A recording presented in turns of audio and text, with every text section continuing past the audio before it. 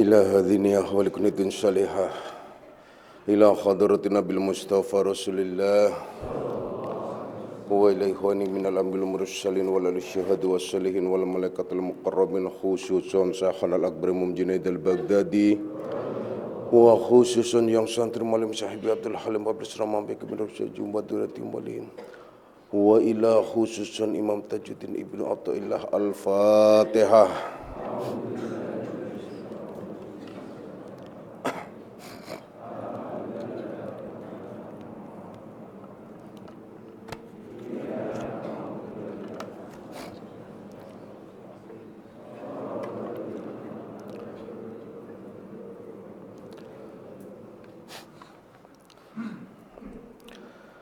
Mari kita baca suratul Fatihah sekali lagi yang kita jadikan doa untuk saudara-saudara kita, keluarga kita, almarhum, almarhumah, juga untuk yang sedang sakit. Semoga Allah Subhanahu wa Ta'ala mengangkat sakitnya. Kemudian bagi orang-orang yang sedang mendapatkan ujian dan cobaan, kesempitan rezeki dan lain sebagainya, semoga Allah melapangkannya. Dan bagi kaum laki-laki maupun wanita yang tetap jomblo, insya Allah mudah-mudahan Allah memberikan jodoh bagi laki-laki.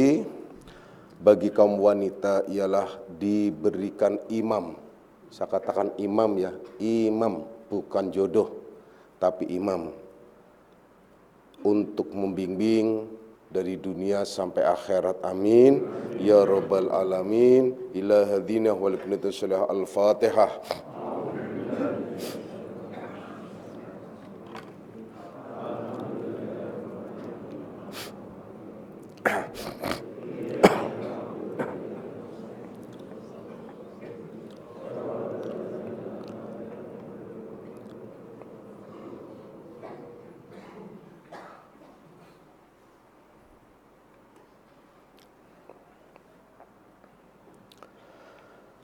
Assalamualaikum warahmatullahi wabarakatuh.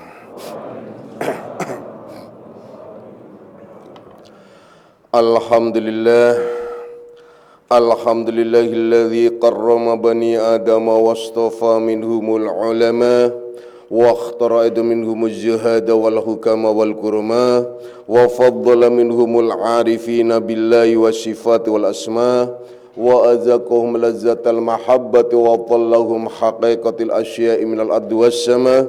Wassalatu wassalamu ala sayyidina Muhammadin khatamil anbiya alladzi khuliqa min zatihi wa minhu jami'ul asya' wa ala alihi wa ashabi sadatil awliya wa ala tabi'in wa tabi'it tabi'ina lahum bi ihsanin ila yaumil jazaa. Subhanaka la ilma lana illa ma 'allamtana innaka antal alimul hakim. Wa la haula wa la quwwata illa billahil aliyil azim. Amma ba'd. Ma'asyiras salikin, kaum bapak dan kaum ibu, jamaah pesantren Akmaliyah, anak-anak ruhaniaku semuanya, baik yang hadir secara jasmani maupun nafsani, baik yang mendengarkan langsung di pesantren Akmaliyah maupun yang melalui radio online Akmaliyah. Insya Allah mudah-mudahan di malam hari ini kita bersama-sama mendapatkan limpahan rahmah, maghfirah serta hidayahnya. Amin ya rabbal alamin. Anak-anakku semuanya, mari kita lanjutkan kajian kita di dalam membahas kitab Syarah Hikam Ibnu Athaillah, di mana kita sama-sama telah membahas tentang idfin wujudak, yakni bahwasanya kondisi tentramkan atau tanamkan di dalam hatimu, tanamkan wujudmu di dalam dirimu, yaitu fi ardil khumuli, yaitu di dalam kedalaman hati. Yang dimaksud ialah tanamkan segala apapun, amal ibadah apapun di dalam hati kita. Karena ya, suatu apapun yang tidak ditanam dengan baik dan benar tidak akan tumbuh dengan sempurna. Perhatikan baik-baik. Jadi sesuatu apapun yang tidak ditanam dengan baik dan benar, sesuai prosedur yang benar, sesuai prosedur yang baik, sesuai ekosistem, maka tidak akan tumbuh dengan baik dan benar. Amal ibadah itu juga diisyaratkan, digambarkan semacam ya. Kalau kita semua ini adalah beramal ibadah itu seperti kayak orang bercocok tanam. Tergantung kalian mau bercocok tanamnya benar atau tidak, baik atau tidak, sesuai dengan ekosistem tidak, sesuai dengan prosedur tidak. Tahu nggak sih menanam itu dengan baik dan benar? Dengan baik dan benar, baik, benar, benar dan baik. Contoh, menanam bijian, contohnya, ini Bapak ulang sedikit saja ya. Menanam biji-bijian itu tidak semuanya itu adalah benar, baik boleh, tapi benar belum tentu. Contoh, biji kurma ditanam di Indonesia atau di wilayah yang tropis atau lebih kepada dingin, tanam di situ. Itu baik nanam dan bisa tumbuh, tapi tidak akan menjadi benar tumbuhnya. Karena apa? Sistem perairan dan ekosistem untuk kurma itu tidak untuk di daerah dingin dan tidak untuk di tanah yang basah. Tanah kering, tapi dia akarnya butuh basah. Makanya kalau kalian di daerah Mekah, kalau ke Makkahul Mukarramah, lihat kurma, itu dia akan punya selang satu-satu untuk mengairi akar atau pohon yang di bawah, bukan di atasnya, di bawahnya. Tapi dia akan lebih bagus, ya, lebih bagus lagi kalau itu daerahnya itu benar-benar daerah panas, sehingga kurmanya itu berbuah dengan baik dan benar, sempurna artinya. Itu contoh. Contoh yang lain, sama-sama di Indonesia. Kalian silahkan menanam apa? Kamboja. Kalau kalian menanam Kamboja di lahan yang subur dan tanahnya bagus, kalian nggak akan menemukan Kamboja itu berbunga dengan baik dan benar. Kamboja itu ialah jenis pohon yang maunya dianiaya. Jadi tidak dikasih air yang berlimpah, hanya sekedarnya sedikit. Tanah juga tidak boleh tanah yang berlimpah, tapi sekedarnya sedikit aja. Nah, itu baru akan tumbuh. Daunnya itu hampir seluruhnya itu adalah bunga-bunga. Tapi kalau tanahnya subur, tanahnya gembur dan bagus, dia tidak akan berbunga, tapi berdaun yang sangat banyak. Itu contoh. Bapak menggambarkan contoh semacam ini ya, seperti kalian apalagi karena yang Bapak contohkan karena kalian bukan petani. Kalau petani mungkin Bapak kan contohkan tentang tanaman jagung, tanaman ini dan lain sebagainya, tempatnya berbeda-beda. Kalian boleh deh Bapak gambarkan saja. Kenapa? Contoh bawang itu adalah lebih dominan di daerah mana? Contohnya Brebes umpamanya. Karena daerah tanah sana, kemudian mangga. Kenapa mangga itu lebih banyak ke daerah pesisir, yaitu Indramayu contohnya, lebih bagus. Ini juga pengaruh cuaca, ekosistem pengaruh termasuk yang namanya kelapa itu akan lebih bagus umpamanya. Itu kalau di daerah pesisir, begitu juga yang hidup dan lain sebagainya. Sudah, kalian tinggal kembangkan sendiri. Begitu dahsyatnya, begitu luar biasanya Allah memberikan tanda-tanda ayat-ayat kebesarannya. Itulah yang dikehendaki, la ayatil liulil albab. Ada tanda-tanda kebesaran. Tentang apa? Ialah tentang inna fi khalqis samawati wal ardh wa ikhtilafil laili wan nahar. Bahwasanya sesungguhnya Allah telah menciptakan langit dan bumi serta silih bergantinya malam dan siang itu semua ada satu ekosistem di mana tanda-tanda di situ bukan sekedar malam, bukan sekedar siang, tapi malam dan siang itu adalah membawa energi untuk yang ada di sekitarnya, terutama tumbuhan dan lain sebagainya. Ya, makanya ada tanda-tanda. Nah, kita tarik pada kehidupan kita, yaitu khususnya dalam pengabdian kita kepada Allah. Semuanya kita melakukan ibadah. Ada ibadah sholat wajib, ada ibadah sholat sunnah, ada ibadah zikir, ada ibadah berbagai macam ibadah. Itu persis kalian kayak bercocok tanam. Bener nggak sih kalian cara ibadahnya? Jangan kepedean kalian mau masuk surga, baru hanya sekedar ibadah. Apalagi hanya sekedar hihi ibadah gitu. Kepedean mau masuk surga, tar dulu. Surga itu adalah nggak semurah yang kalian bayangkan, juga nggak semahal yang kalian pikirkan. Kenapa? Banyak soalnya orang-orang yang ingin masuk surga, apalagi dalam ibadah-ibadah tertentu, kepengen cepat masuk surga, sodako cepat mau masuk surga. Enggak, jangan kepedean. Masuk neraka aja mahal, apalagi masuk surga. Kalian tahu nggak? Masuk neraka aja mahal. Sekarang, kalian mau cepat masuk neraka, itu mahal, harus punya handphone yang cakep, fotonya yang bagus, kemudian buat foto hihi, kemudian adalah di-upload. Setelah itu, dilihat oleh orang banyak.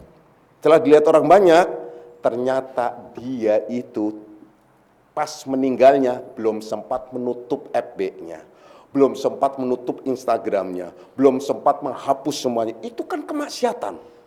Yang disebut ialah kemaksiatan jariyah. Itu yang disebut kemaksiatan dosa jariyah. Dia tidak merasa berbuat dosa, tetapi dosa selamanya. Selama orang melihat, itu salah satu contoh. Begitu juga kalian membuat kata-kata. Makanya hati-hati, medsos itu adalah kalau kalian gunakan untuk ibadah, jadilah itu adalah sebagai shadaqatun jariyah. Tapi kalau kalian dijadikan sebagai untuk sekedar berbuat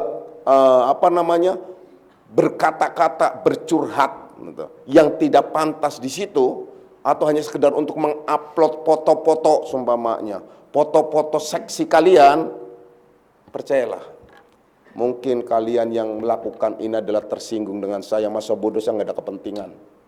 Saya nggak ada kepentingan apapun terhadap kalian. Kalian mau masuk neraka, ya silakan. Mau masuk surga, ya alhamdulillah gitu loh. Nggak ada kepentingan apapun.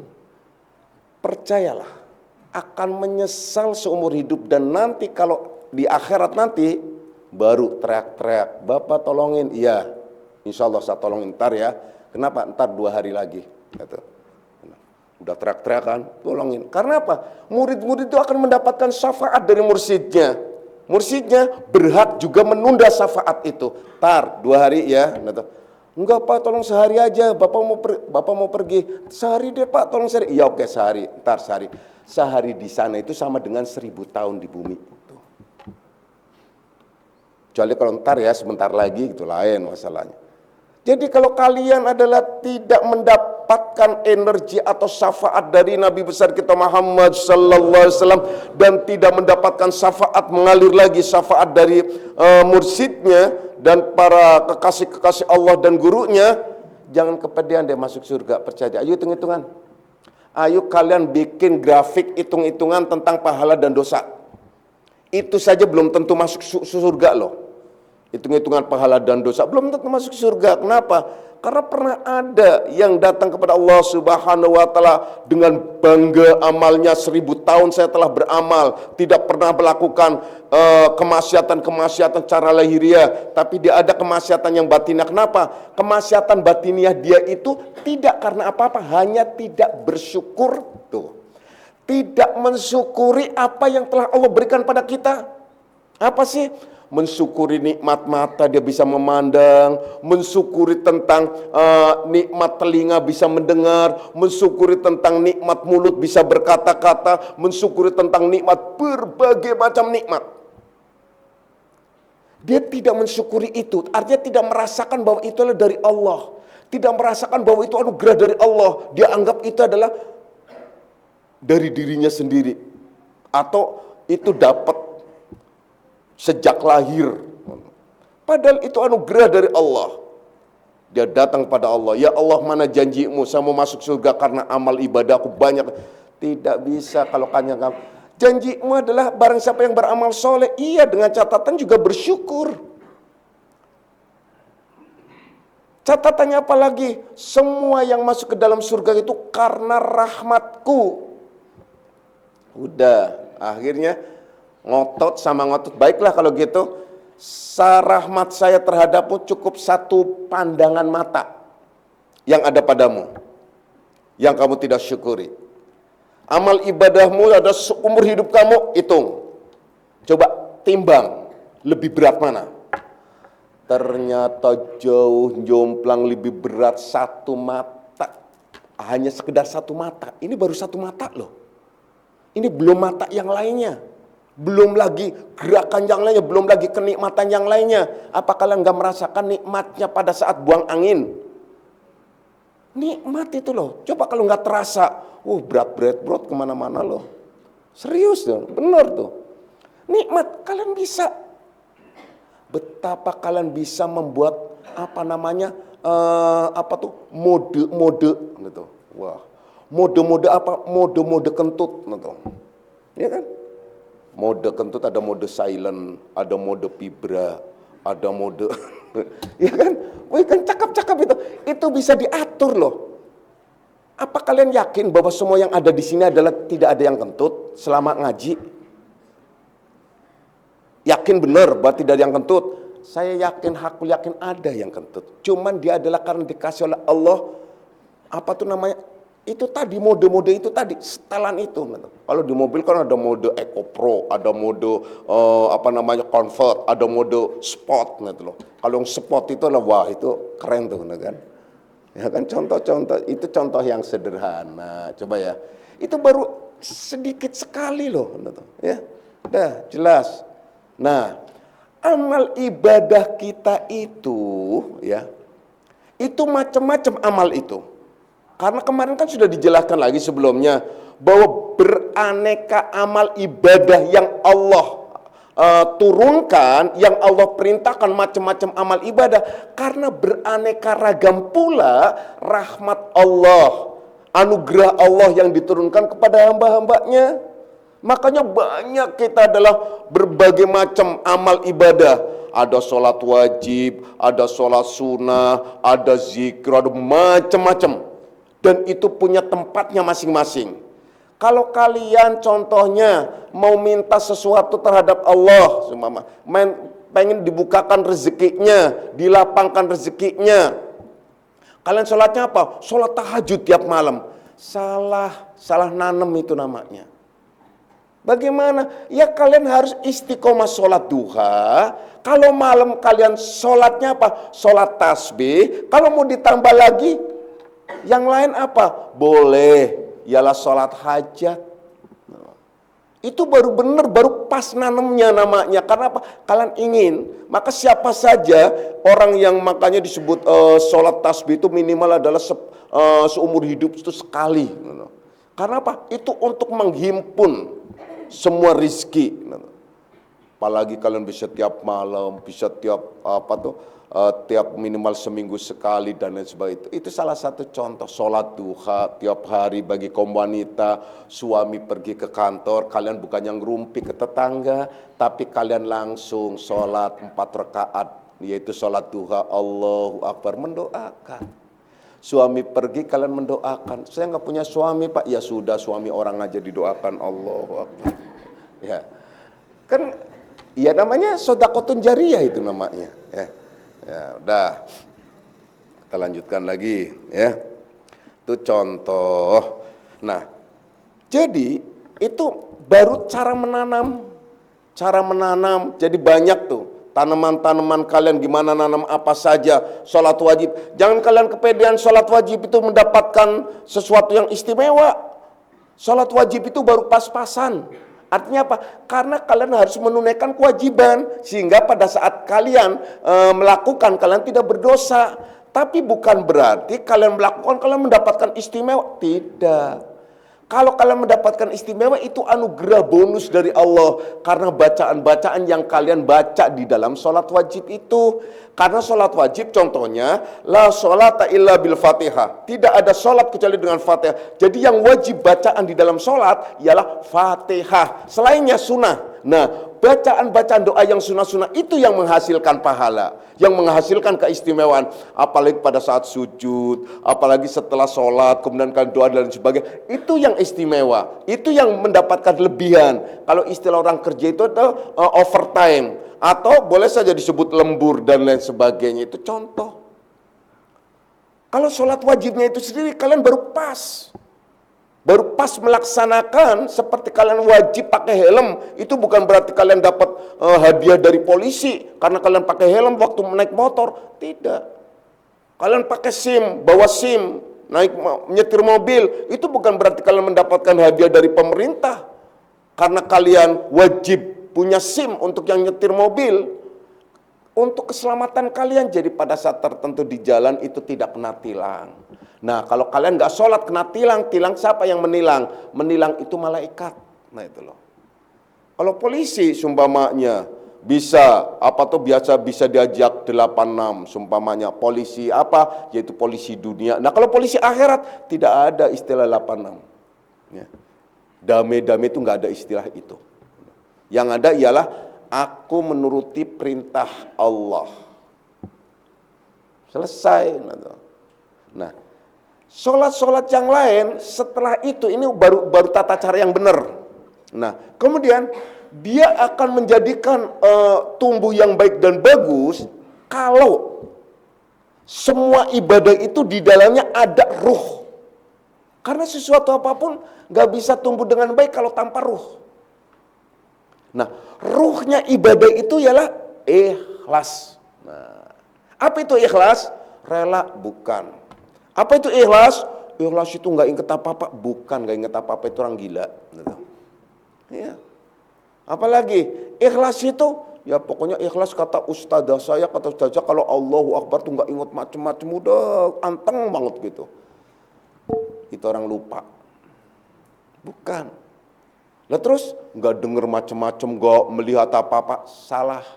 Nggak denger orang budeg, nggak melihat orang buta, nggak merasa, ya berarti orang mati rasa.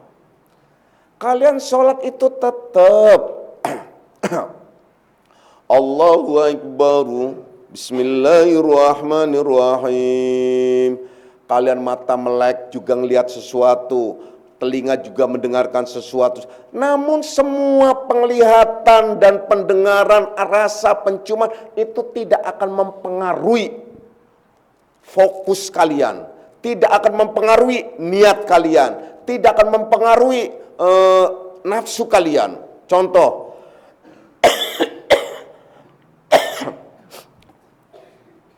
kalian sholat, ada orang yang lagi torekot di sini, Allahu Akbar. Kan torekot pas Ramadan kebetulan, Allahu Akbar. Di sebelah sana tuh istrinya Naryo kan mati, dia hidup lagi. Yang sebelah belakang itu, Nah, masak apa? Masak jengkol, semur jengkol. Allahu Akbar, ya Allah, lapar banget semur jengkol itu. Aduh, pengaruhnya gitu. Sampai ke sini-sini semuanya, kena semua. Nah, itu pengaruh. Ada nggak dia merasakan? Ada, semuanya merasakan iya. Tapi pengaruhnya ada nggak? Nah itu persoalannya. Kalau yang terpengaruh karena belum sampai kepada martabat ikhlas dan khusyuk, ini persoalan tersendiri. Kemudian bagaimana sih untuk mendapatkan ikhlas itu? Mendapatkan ikhlas itu wajib memahami ilmu tauhid dan hakikat. Nah, ilmu tauhid dan hakikat macam apa ilmu tauhid? Ilmu tauhid itu di mana ia faham dan tahu persis tentang hakikat perbuatan, bahwa semua dikembalikan perbuatan itu kepada Allah, nama kepada Allah, sifat kepada Allah, zat kepada Allah, sebagaimana kita memahami tentang kalimat tauhid la ilaha illallah, tidak ada Tuhan kecuali Allah, yang kita zikirkan terus menerus, bahwa diyakininya memang yang sesungguhnya apapun yang terjadi, ia adalah mendapatkan ujian, itu ujian dari Allah. Dia mendapatkan berbagai macam apa itu dari Allah, bukan dari sesuatu selain Allah. Jangan takut dengan sesuatu selain Allah, nggak ada artinya. Jangan kalian percaya dengan klinik, jangan percaya dengan mantra-mantra. Di dalam Islam tidak ada istilah mantra, tidak ada istilah klinik, tidak ada istilah berbagai macam ilmu-ilmu hitam dan sebagainya. Kita percaya adanya, tapi tidak boleh percaya tentang kekuatannya. Siapapun di antara kalian kalau punya ilmu tauhid dan ikhlas dalam pengamalan apapun, anti ilmu hitam. Mustahil kalian kena ilmu pelet, mustahil kalian kena ilmu hitam, mustahil kena ilmu apapun kalau kalian adalah di dalamnya ibadah itulah memancarkan nur ikhlas. Maka dari itu nur ikhlas itu harus paham tauhid. Tauhid itu di mana kalian punya akidah mengembalikan kepada Allah Subhanahu wa taala, bukan kepada yang lainnya. Takutnya hanya pada Allah, bukan pada yang lainnya. Bersyukurnya hanya pada Allah, bukan pada yang lainnya. Apa saja dikembalikan kepada Allah dan semuanya dari Allah. Itulah kalimat qalu inna lillahi wa inna ilaihi raji'un. Sesungguhnya kita disuruh mengatakan bahwa kami ini semuanya daripada Allah. Kami ini di sini maksudnya apa saja, ujian apa saja yang sampai kepada kita itu dari Allah. Ujian baik maupun ujian buruk, ujian itu tidak selamanya buruk, ada yang baik-baik. Bahkan kebanyakan orang itu tidak kuat menerima ujian baik-baik. Kalau ujian yang buruk-buruk, banyakan orang itu mampu. Kenapa? Contohnya dikasih sakit, dia yang biasanya nggak ingat sama Allah, ingat. Kenapa? Takut mati. Yang nggak pernah pegang tasbih di rumah sakit itu dia. Saya lihat, saya tanya, biasa zikir Pak? Kalau lagi, enggak sih, ini alhamdulillah ada yang ngasih padahal kepengen zikir. Kenapa? Nah, iya saya lagi sakit, mudah-mudahan dikasih sembuh gitu loh. Kalau udah sembuh, yang nggak tahu dia lupa lagi. Zikir tuh. Jadi malah sakit itu bisa mengantarkan, mendekatkan seseorang itu kepada Allah. Tapi orang yang mendapatkan anugerah dari Allah, kenikmatan, itu kebanyakan malah lupa terhadap Allah. Seperti pada saat kalian sehat, wah jelalatannya kemana-mana aja. Yang namanya ke pesantren, ke majlis taklim, ke masjid, itu bisa dihitung dalam 1 bulan. 1 minggu, apalagi bisa jadi 1 kali, bisa jadi enggak. Kalau kalian sih beda ya, saya berbicara orang umum, gitu loh.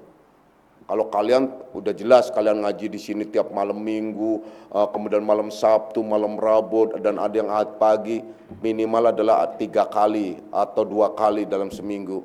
Umum belum tentu. Tapi kalau ditanya ke mall atau ke mana saja atau jalan-jalan berapa tiap hari, nah itu loh. Karena apa? Kalau nggak jalan-jalan ke mall tuh pegel-pegel. Udah. Pegel-pegel gitu. Itu contoh banyak lagi. Gitu. Kenapa? Karena itu tadi sehatnya itu tidak membawa manfaat, tapi membawa mudorot. Cantiknya bukan membawa manfaat, tapi membawa mudorot. Gantengnya tidak membawa manfaat, tapi membawa mudorot. Kayaknya tidak membawa manfaat, tapi membawa mudorot. Maka semua anugerah itu disebut istidraj. Allah itu adalah sengaja ngeluluh, istilah orang Jawa itu. Jadi ngelos. Semacam silahkan aja kamu. Nah tuh. Biar kamu sampai di mana nanti. Tinggal awas kamu saat sampai ke akhirat nanti. Dikasih kesehatan bukannya untuk mengabdi kepada Allah, malah buat yang lain-lain. Dikasih kalian kepiawaian dalam ilmu, malah buat ngakalin. Dikasih kalian kecantikan, malah hanya buat mejeng. Apa buat apa coba deh. Percayalah kaum wanita, apa yang kalian banggakan kecantikan itulah tidak lama. Percaya tidak lama. Dan itu semua yang kalian banggakan, kalian rawat. Dirawat kesamaan. Pasang tuh. Anak-anak saya aja sering saya ledekin. Pasang bulu mata. Saya pikir pakai bulu onta itu lebih baik. Gitu. Bagus itu. Mata yang paling bagus kan, kalian kalau lihat mata, bulu mata yang paling bagus itu bulu onta. Ya mata onta, coba kalian lentiknya bagus banget coba dah. Itu begitu binatang yang paling indah, paling artistik kalau menurut saya itu onta dulu. Makanya di dalam Al-Quran banyak menjelaskan tentang onta. Karena turunnya Al-Quran di sana. Kalau turunnya di sini, wah bisa menjelaskan tentang mento gitu loh. Ya kan seksi itu jalannya mento kan, kiol. Wah, tahu mento ya kalian, mento itu mento. Nah, itu. Dah kita. Itu coba yang kalian banggakan, kalian facial, kalian melakukan apa saja, kalian perawatan yang kencang sanak sekir. Itu yang pertama kali akan menyentuh siapa? Cacing tanah. Langsung grogotin. Udah bayar mahal-mahal pakai cacing tanah. Itu digrogotin, percaya. Kalau kalian tidak bersyukur, kalian akan merasakan kalian itu. Jadi kalau orang meninggal dunia yang tidak mendapatkan anugerah dari Allah, itu merasakan prosesnya di mana ia adalah digigitin cacing-cacing tanah. Itu merasakan banget, itu yang disebut siksa kubur. Gimana cacing-cacing tanah menggigiti dikit-dikit, senut, macam-macam. Mending cacing tanah, kecoa, kucuk langsung senut gitu loh. Apalagi, macam-macam semut apa segala macam, udah semua. Itu dirasakan. Masa sih Pak? Dirasakan. Ya Allah, sudahlah sekarang saya bikin gambaran saja. Nggak usah jauh-jauh. Kalau kalian punya baju, nih kaum wanita kalian punya baju, baru beli itu cakep-cakep, beli. Saya tarik bajunya itu. Kemudian saya buang ke comberan. Yang merasakan sakit itu baju itu apa kalian? Padahal saya nggak nyubit kalian loh. Saya nggak ngapa-ngapain kalian loh. Hanya bajunya doang, saya buang. Sakitnya tuh di sini. Tuh. Ya kan? Bajunya doang gitu loh. Kenapa? Sakit di sini tuh lebih daripada sakit jasad loh. Makanya allati tatali alal afidah. Ditutup rapat-rapat itu rasa sakit di dalam hati. Seperti sakitnya bara api yang ada di dalam hati. Nah, ditutup rapat-rapat, nggak keluar. Itu rasa sakit itu, kalau kalian pengen tahu itu rasa sakit semacam itu. Karena apa? Jasmania kita langsung nanti loh. Coba renungkan baik-baik. Udah deh. Sudahlah, kembali kalian kepada Allah. Kalian semua kembali kepada Allah, udah jalan yang baik. Gak ada artinya semuanya. Semua bagi kaum wanita, kecantikan itu bukan karena buka-bukaan. Cantik dan seorang laki-laki imam, kalau kalian mau cari imam yang baik dan benar, itu tidak akan melirik orang-orang yang aneh-aneh. Justru kecantikan itu adalah dengan hijabnya, kecantikan dengan tutup auratnya. Itu yang disebut mar'atus salehah. Itu yang paling istimewa dan diistimewakan. Baru akan mendapatkan imam. Lah kalian pengen punya suami yang imam yang baik, yang benar, yang bisa menjadi. Lah diri kalian sendiri belum baik dan benar.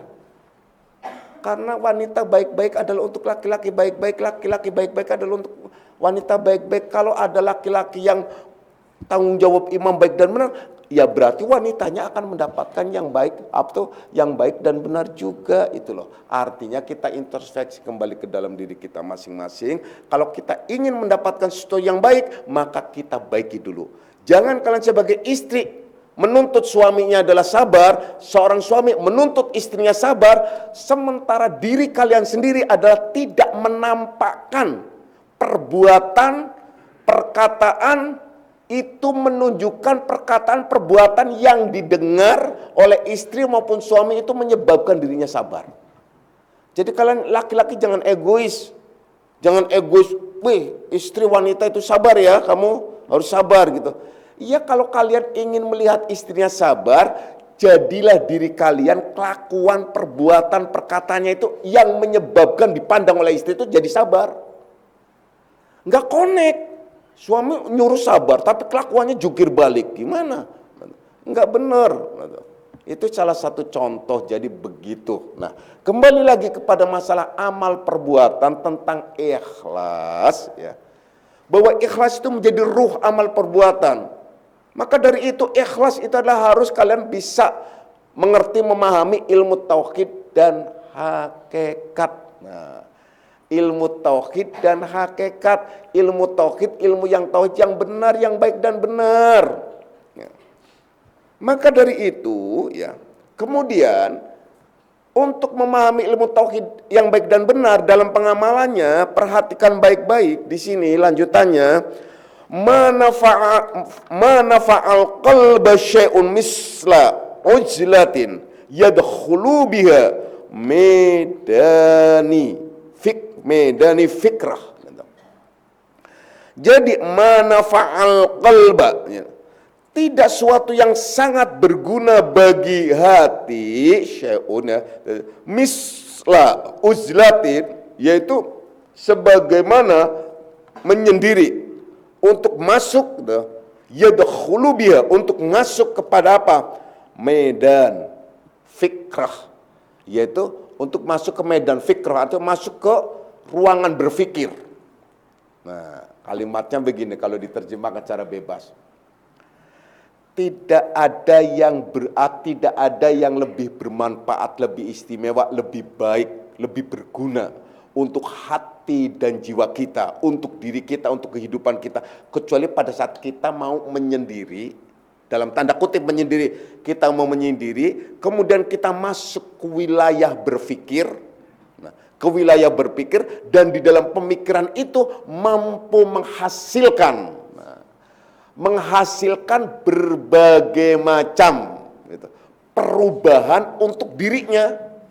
Seperti pada saat kalian introspeksi, duduk termenung bukan membayangkan sesuatu, terbayang-bayang dengan seseorang, tapi kembali membayangkan kemana? Ke dalam diri kita. Sebagai contoh, kita langsung melihat, meriwayat tentang perjalanan hidup kita, masa lalu kita. Setelah kita melihat masa lalu kita langsung merinding bisa jadi. Ya Allah, dulu itu pada zaman jahiliyah saya melakukan ini, melakukan itu. Ya Allah, itu bisa nangis kalian tuh. Kalau benar-benar itu adalah itu orang-orang yang benar-benar masuk ke medan fikir.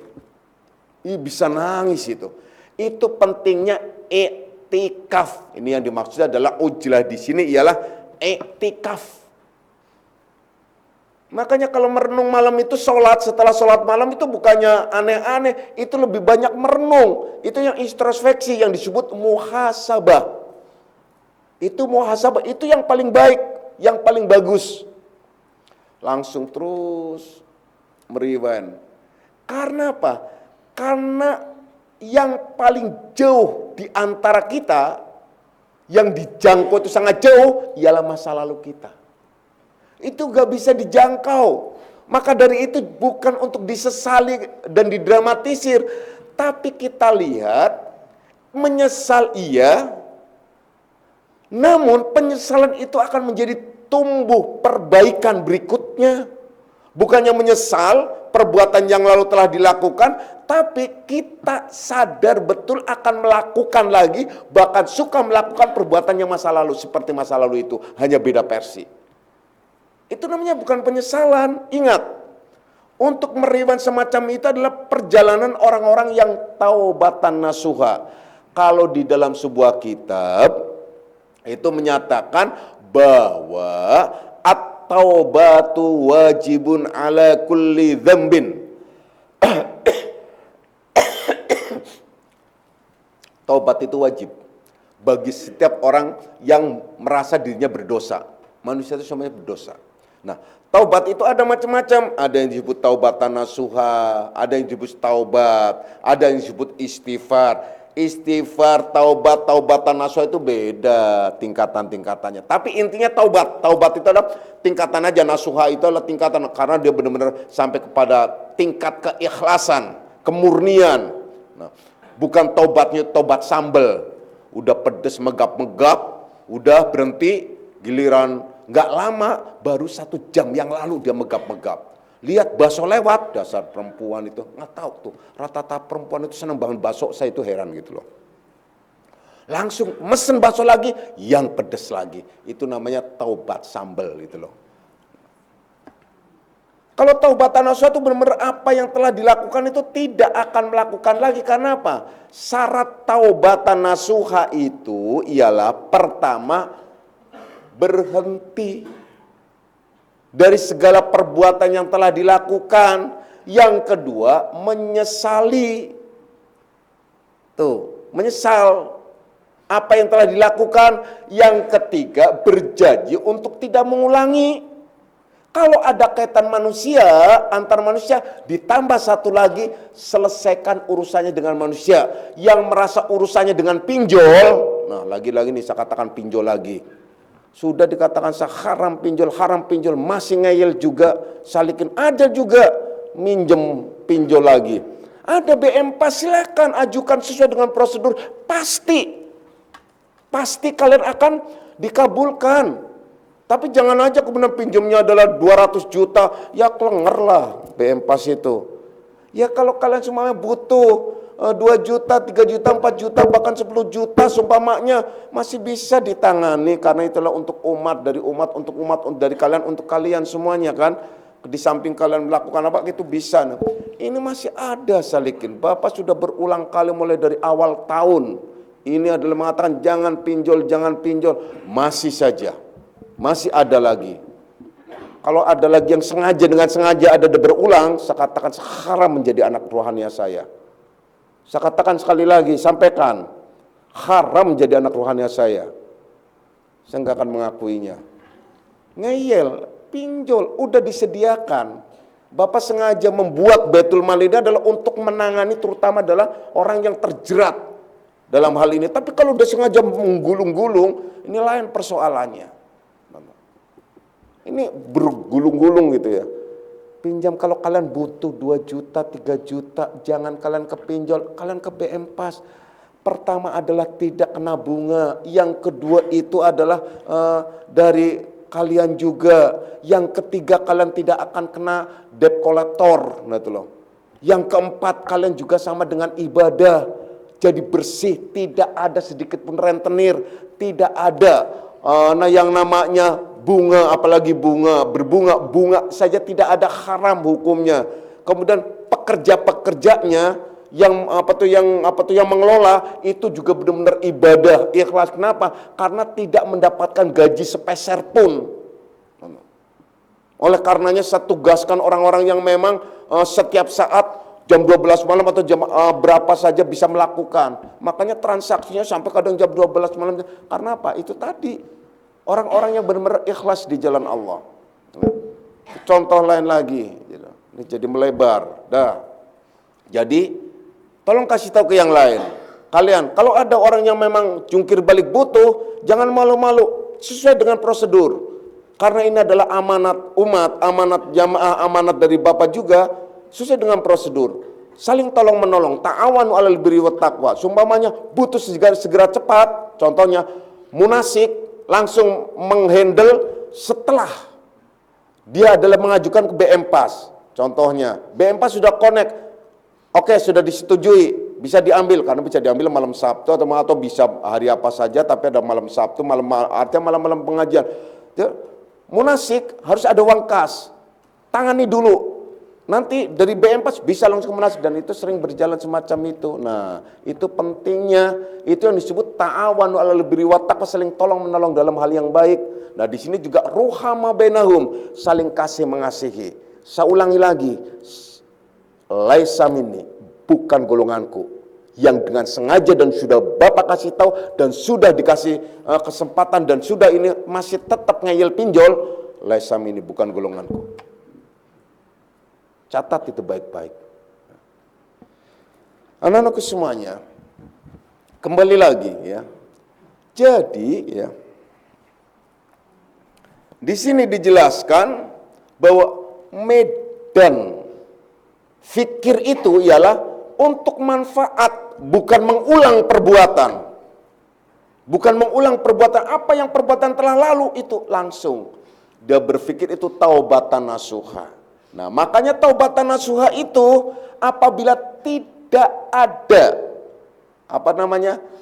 atau salah satu di antara yang 4 tadi, berhenti, menyesali, kemudian yang ketiga setelah menyesali itu adalah berjanji untuk tidak mengulangi, menyelesaikan, minta maaf atau apa segala macam terhadap orang yang merasa kalian pernah ngomongin orang itu. Bisa jadi minta maaf secara global aja, nggak usah ngomong contohnya ada seorang wanita karena jujur banget tobat, dia datang ke temannya, Mbak, maafin saya, demi Allah maafin nggak, tolong maafin, iya saya mau mengaku, saya pernah berdosa, kenapa, saya pernah minjem suami Mbak, gitu. Itu salah. Bukan begitu. Pernah minjem suami, dia minta maaf. Iya sama-sama, saya juga minta maaf, dulu juga saya pernah minjem suami Mbak. Oh ya udah pinjam-pinjaman gitu. Aduh, bukan, itu bukan begitu maksudnya. Apa yang telah ditutupi oleh Allah itu adalah tidak harus dibuka. Jadi disebutkan darul mafasid au jambil maslahah gitu. Jadi menutup pintu kerusakan itu lebih utama untuk mengambil kemaslahatan. Maksudnya kalau kalian ngaku terus terang, ngakunya mau ngomong sama teman kalian, Mbak maaf ya karena saya habis pinjam suami. Nah itu namanya nggak benar, Mbak maaf ya segala kesalahan dosa apa saja ya, pokoknya saya banyak dosa, namanya manusia, ya udah gitu loh. Kalau yang kira-kira yang bisa diterima, ya saya pernah ngomongin Mbak gitu loh, saya pernah ngomongin ini, saya pernah ngomongin itu, boleh. Tapi kalau udah menyangkut yang sensitif, yang bermasalah, yang akan justru merusak hubungan dan selanjutnya, tutup. Nah itu lebih baik dan itu lebih utama, karena menutup sama dengan menutupi rahasia atau menutupi kekurangan saudaranya, itu lebih baik karena Allah akan mengampuni segala dosa-dosanya yang akan datang. Amin ya robbal alamin. Itu contoh. Jadi begitu. Jadi menyelesaikan itu bukan berarti belak-belakan semacam itu, juga tidak, cukup meminta maaf. Kalau salah satu di antara yang 4 ini tidak ada, la tasyikh, tidak sah taubatnya. Tidak sah taubatnya. Yang namanya taubat yang sah, benar-benar sah taubat itu apabila dia syarat-syarat ini terpenuhi. Ini walaupun dia belum melakukan taubat, kalau sudah punya niat yang baik dan benar, makanya disebut niat itu adalah ruhnya ibadah, itu bisa diampuni dosanya oleh Allah gitu loh. Karena pernah ada di dalam kisah hadis Rasulullah SAW menceritakan tentang pada zaman dahulu itu ada seorang pemuda yang seorang pemuda yang membunuh, ya, membunuh banyak orang sampai dia sudah membunuh 99. Tanya ke seorang rahib, kalau sekarang itu ulama saja, tanya, bisa nggak saya diampuni dosanya kalau saya tobat? Nggak mungkin kamu diampuni dosanya. Kenapa? Kamu sudah bunuh banyak banget begitu, gimana Allah akan mengampuni? Ya udah, kalau nggak diampuni berarti saya masuk neraka dong. Iya. Jadi kalau nambah saya bunuh satu lagi, sama nggak masuk neraka? Sama. Ya udah, kamu saya bunuh lagi. Selesai. 100 lah lengkap. Itu dalam hadis jelaskan. Setelah dia datang ke orang yang lebih bijak, ulama yang lebih bijak, ulama yang tentunya ada lebih paham, cerita lagi. Bisa nggak saya mendapat ampunan? Jangankan semacam itu. Tidak usah khawatir kalian, tidak usah minder karena banyak dosanya. Andai saja dunia ini terpenuhi oleh dosa kalian sekalipun, tidak usah minder. Apabila Allah turun dengan rahmahnya, pasti dosa-dosa itu luntur semuanya. Nah kan, luntur semua. Dengan catatan apa? Dia bersungguh-sungguh mau menuju kepadanya, makanya Allah turun dengan rahmanya. Tapi kalau orang yang tidak bersungguh-sungguh, tidak akan Allah itu turun dengan rahmanya. Nah itu turun dengan rahmanya. Maka pemuda itu sujud, memeluk dan berterima kasih, akhirnya disuruh, sudah. Kalau begitu syaratnya itu tadi, kamu menyesal ya, berhenti ya, Sudah begitu janji untuk tidak mengulangi. Nah, untuk janji tidak mengulangi berarti kamu jangan dekat-dekat lagi di area di mana kamu pernah berbuat maksiat. Ada, jangan kamu kumpul dengan komunitas di mana kalian komunitas itu selalu untuk berbuat maksiat. Karena pasti orang dekat dengan orang yang jualan minyak, itu istilah ulama dulu tuh bilang, orang yang dekat dengan jualan minyak itu dia akan ikut wangi. Minyak parfum maksudnya. Itu wangi. Karena apa? Dikit-dikit nyobain gitu loh. Ya. Itu wangi, kesemprot-semprot. Tapi kalau kalian dekat dengan tukang abu gosok gitu. Apalagi dekat dengan yang jualan daging, udah makin bau deh gitu. Percaya deh. Itu contoh. Nah, begitu juga komunitas. Pengaruhnya besar sekali. Kalian mau menuju kepada Allah tapi komunitasnya masih tetap di situ, jangan harap. Pasti akan sulit dan pasti susah banget. Andai saja kalian, bagi kaum wanita yang pengen tutup kudung tapi masih di komunitas itu, pasti akhirnya apa? Musiman kudung. Suatu tutup, suatu tidak, suatu tutup. Itulah. Makanya dia surganya bisa jadi musiman. Nerakanya sih nggak musiman. Contoh, pahalanya musiman. Itu bisa jadi, masih mending musiman begitu. Dia masuk, tutup kudung, keluar, nggak pakai kudung, bahkan ada yang akhirnya tidak sama sekali. Karena banyak yang sudah pakai kudung, akhirnya dia buka. Buka dengan alasan, berbagai macam alasan, apalagi artis-artis sana, alasannya ada aja. Kenapa? Melacur agama. Jadi agama itu dijadikan sebagai sebongkah yang dilecehkan oleh mereka-mereka. Ya tunggu aja nanti di hadapan Allah. Nggak lama hidup kok. Hidup itu nggak lama. Seperti saya ini saya bisa bertahan 15 tahun lagi duduk di sini, itu udah top banget gitu loh. Bisa jadi 10 tahun, bisa jadi 5 tahun, bisa jadi 2 tahun, bisa jadi 3 tahun. Karena apa? Umur maksimal kalau ngikutin sunnah Rasul kan 63. Lebih dari 63 tuh bonus. Makanya yang umurnya sudah lebih dari 63 tuh bonus, nggak usah minta panjang lagi umurnya. Nanti kalau dikabulkan panjang bener, kalau umur sampai 200 tahun orang pada mati sendirian deh. Susah kan itu. Susah gitu loh. Udah yang sedang-sedang saja itu contoh ya. Nah, jadi komunitas. Berhenti semua dari komunitas itu, ya nggak boleh di komunitas itu, nggak bisa. Nggak akan bisa. Ya tapi kan aduh susah.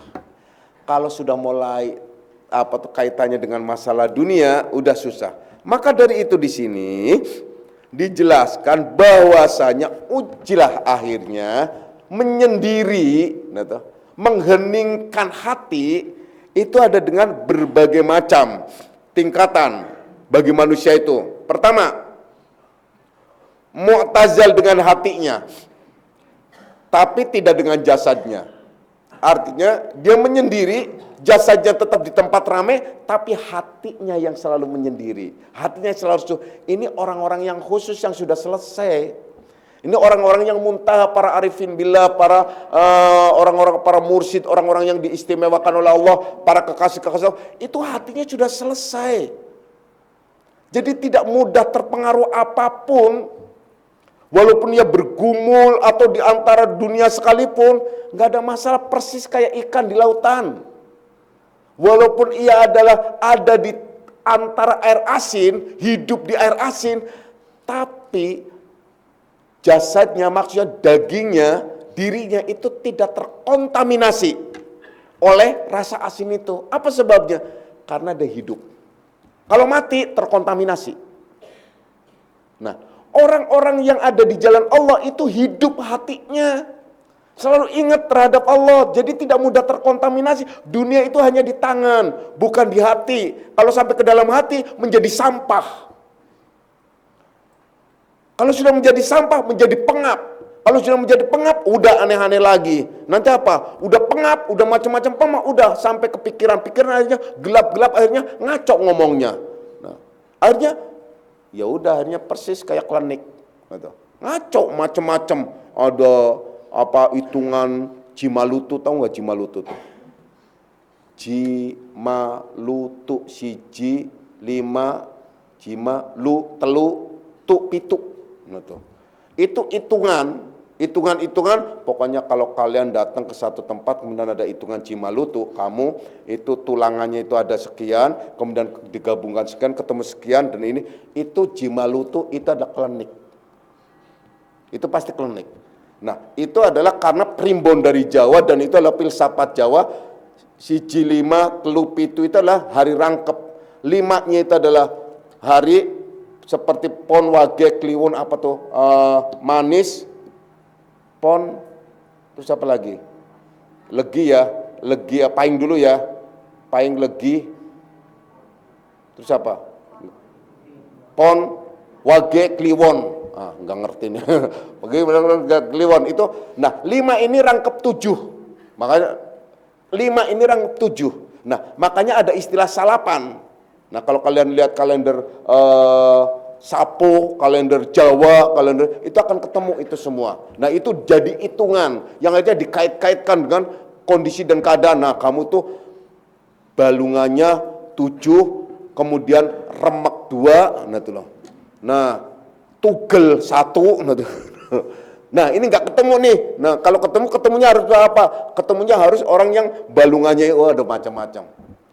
Udah, apalagi dilihat lagi, wah lihat kamu itu wanita tuh kelihatan tuh kamu keturunan ratu nih. Jadi kamu ratu ini, kamu tuh harus nikahnya sama ini nih. Ini akan ketemu ratu. Nah udah, keturunan ratu mah Ratu Nyi Roro Kidul. Wah udah. Aduh, itu udah percaya macam-macam, apalagi udah percaya masalah ini dan itu. Waduh. Nah, iya ada usaha dan ikhtiar dan sebagainya lah. Tidak ada yang namanya rezeki itu instan, semua instannya kan enggak ada. Enggak ada rezeki karena perjodohan, karena enggak ada. Rezeki itulah mengalir sesuai dengan kehendak Allah, ya. Percayalah, pasrahkan semuanya Allah. Allah akan memberikan semuanya, ya. Dah, kita lanjutkan lagi dikit lagi. Jadi intinya bahwa orang-orang yang khusus itulah hatinya sudah clear. Nah, kemudian ada lagi, yaitu yang kedua itu ialah orang yang mutazal dengan jasadnya tapi tidak dengan hatinya. Itu orang yang nyepi, yang sok zikir, nggak mau kerja, nggak mau apa-apa gitu loh. Itu justru terganggu oleh setan. Akhirnya itu pemahaman-pemahaman yang aneh-aneh. Enggak. Karena apa? Kalian harus iktisab, harus tetap ada usaha dan ikhtiar. Zikir terus itu tuh nyepi, orang yang nyepi, orang coba dibungkus oleh seolah-olah ahli zikir, tapi itulah orang yang nyepi. Jasadnya saja dia adalah nggak mau ngapa-ngapain, dia adalah berharap rezeki itu datang, dan ini nggak ada semacam itu. Emang rezeki mau turun dari langit? Mau kalian dapat uang? Allah akan menurunkan uang 10 miliar untuk kalian zikir terus, tapi datangnya dari langit langsung nibanin kalian, mau diar gitu. Emang 10 miliar itu nggak berat banget, berat loh. Itu bisa 1 ton itu. Nah, bisa 1 kintal tuh, bisa 1 kintal itu. Nibanin kalian dari langit. Enggak begitu, ada usaha dan ikhtiar. Sesuatu yang instan itu bermasalah, enggak ada yang instan. Hidup ini perjuangan. Di dalam perjuangan itu ada resiko, ujian dan cobaan. Di dalam menghadapi ujian dan cobaan, itulah yang kita manage, kita atur sesuai dengan perintah dan contoh Rasulullah Sallallahu Alaihi Wasallam. Ada disuruh tawakal, ada disuruh sabar, ada disuruh macam-macam. Itulah aturan gitu. Jadi nggak ada yang namanya instan kehidupan itu, ya. Nah itu jadi yang apa tuh, yang dia tuh ujlah kholwat, ujlah itulah dengan jasanya, dia nyepit. Yang ketiga ialah mu'tazal, dengan jasad dan hatinya. Ini adalah orang-orang yang mutawassit, yaitu orang-orang yang disebut pertengahan, yaitu orang-orang yang mendapatkan perintah atau bimbingan dari mursyidnya atau gurunya, atau orang-orang yang sedang diperjalankan oleh Allah Subhanahu wa Ta'ala. Nah, ini lain, ya. Ini lain. Jadi yang pertama tadi adalah orang-orang khusus, dia mu'tazal hatinya. Mu'tazil itu artinya memisah hatinya. Jadi hati itulah tidak terpengaruh oleh dunia. Nah, kalau kalian kan masih terpengaruh, tidak pengaruh seperti apa? Seperti Sulaiman, tidak terpengaruh dengan dunia. Nggak ada masalah. Nah, kemudian ada orang yang mu'tazal dengan jasadnya, tapi hatinya masih terpaut dengan dunia. Zikir tapi pikirannya dunia, zikir tujuannya dunia, sholat malam tujuannya dunia, apa-apa dunia. Kalian sholat, Allahu Akbar, kepengen apa, pengen dapat suami, itu dunia. Nah itu loh. Kalian kepengen, itu dunia, jadi bukan itu, gak penting itu sebenarnya. Yang penting kalian menghadap pada Allah, mohon kepada Allah, yang paling terbaik menurut engkau apa ya Allah, serahkan kepada kami. Kami akan memilih yang paling terbaik menurut engkau. Udah nanti Allah akan memberikan yang terbaik. Itu sebenarnya begitu. Nah kalau kalian masih milih-milih, itu dunia lagi. Dan dunia lagi ya. Tuh sama, laki-laki juga sama, dunia gitu. Jadi sholatnya malah buat dunia. Makanya dia jasadnya saja seolah-olah dia mendekatkan diri kepada Allah, tapi hatinya tidak pernah mendekatkan diri kepada Allah. Terlalu rakus dan mengawang-awang kemana-mana. Nah kalau para salikin, orang-orang yang mutawassid, orang-orang yang benar-benar menuju kepada Allah dalam bimbingannya, dia hati dan jiwanya selalu menuju kepada Allah. Jadi jasadnya dia ngaji, dia dekat, dia zikir, hatinya juga selalu berusaha untuk memperbaiki, terus berubah. Dan itulah perjalanan orang-orang yang salik.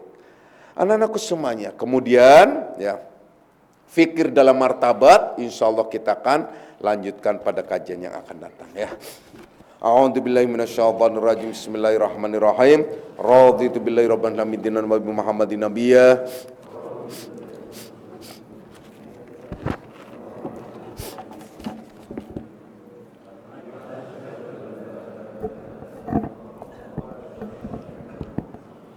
Hadanallahu wa iyyakum ajma'in wa lafa minkum. Assalamualaikum warahmatullahi wabarakatuh.